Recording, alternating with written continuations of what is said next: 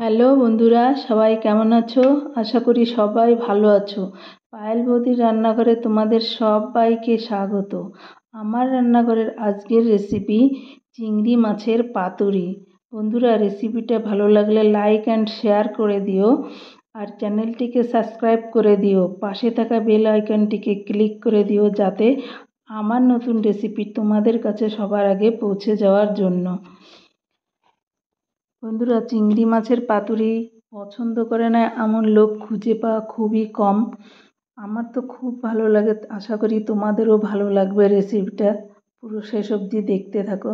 বন্ধুরা, নিয়েছি এখানে কালো সর্ষে, পাতুরির জন্য নিয়েছি পোস্ত, আর নিয়েছি সাদা সর্ষে, আর নিয়েছি নারকেল কোড়া, আর নিয়েছি একটা কাঁচা লঙ্কা, আর নিয়েছি 300 গ্রাম চিংড়ি মাছ। ভালো করে ধুয়ে পরিষ্কার করে নিয়েছি।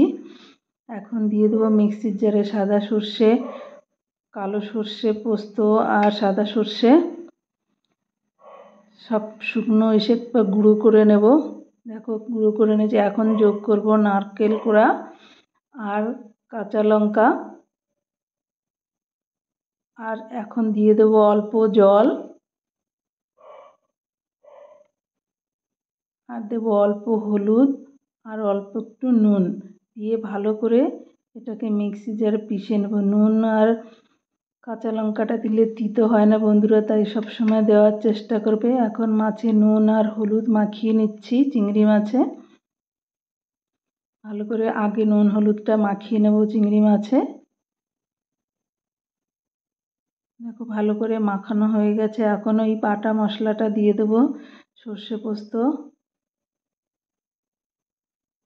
পোস্ত দেবো, আর দেবো এখানে অল্প একটু লঙ্কা গুঁড়ো সামান্য, আর দিয়ে দেব বেশ খানিকটা সর্ষের তেল দিয়ে এটাকে ভালো করে ম্যারিনেশন করব। ভালো করে মাখিয়ে নেব, একদম সুন্দর করে মাখিয়ে এটাকে আমি 20 মিনিট মতো ঢেকে রেখে দেব, যাতে মশলাটা মাছের মধ্যে সুন্দর ফ্লেভার ঢুকে যায়। আর এখন কলা পাতা নিয়েছি, কলা পাতাগুলো ভালো করে সেঁকে নেব, যাতে শেপ দেওয়ার সময় ফেটে না যায় পাতাটা।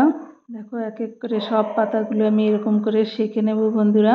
পাতাগুলো একদম সফট হয়ে যাবে। দেখো সব সেঁকে নিয়েছি। এখন পাতুরি করার জন্য রেডি হয়েছি। নিয়েছি টুথপিক, পাতুরির শেপে গড়ে নেব। দিয়েছি চিংড়ি মাছ, আর দিয়েছি একটা কাঁচা লঙ্কা গোটা দিয়ে এখন এটাকে শেপ দিয়ে দেবো। দেখো বন্ধুরা কেমন করে শেপ দিচ্ছি, এটা একদম ইজি, ও তো সবাই জানো তোমরা। এখন আমি একটা টুথপিক দিয়ে পুরো এটা গেঁথে দেবো কলা পাতাটা, যাতে মশলা টশলা বেরিয়ে না আসে।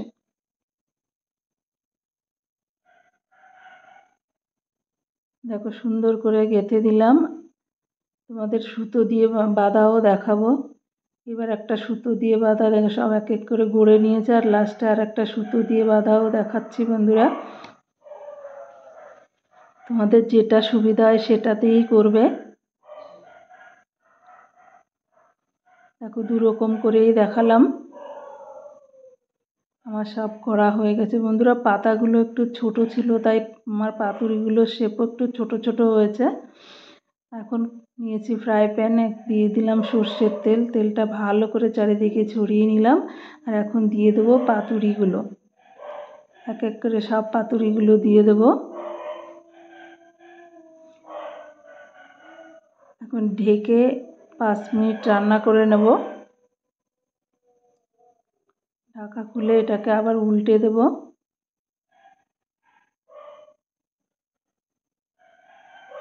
দেখো বন্ধুরা উল্টে দিয়েছে। এখন আবার ঢাকা দিয়ে 5 মিনিট রান্না করে নেব। মাঝখানে আমি একবার উল্টে দিয়েছিলাম বন্ধুরা, আর দেখো কত সুন্দর কালার এসে গেছে।